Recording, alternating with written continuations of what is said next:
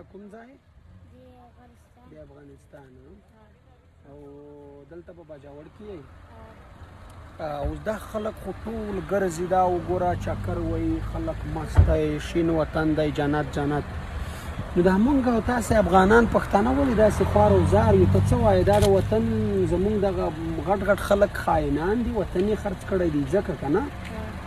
په افغانستان یې څوک رحم نه کړي که نه که چیرې زمونږ او تاسې وطن افغانستان را جوړ وای دا غټو غټو خلکو خرڅولی نه په یو بل یې پلورلی نه خپل وطن هم ورانولی نه نو نن به تا په دې چرته چې د پنجاب زامن د لاهور زامن د اسلام آباد زامن ګرځي په دې سپینو غټو غټو ګاډو کې سیلونه کوي او زما خوار پښتون افغان بچی د روډ په غاړه ولاړ دی ژاولې خرڅوي دا حال به مو نه لیدلی که نه د وطن خاینانو ته څه پیغام ورکوئ چې د خدای دپاره په د خپلو ماشومانو افغانانو رحم وکړئ نور د وطن مه خرڅوئ چې دا وران مو کړ دا ډېر و که څنګه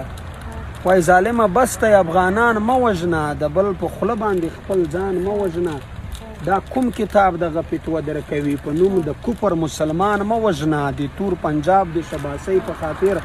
د افغانۍ مورکۍ ارمان مه وژنه هغه د ورور دی پرې نیمګړی به شیعې پېښوره کابل جان مه وژنه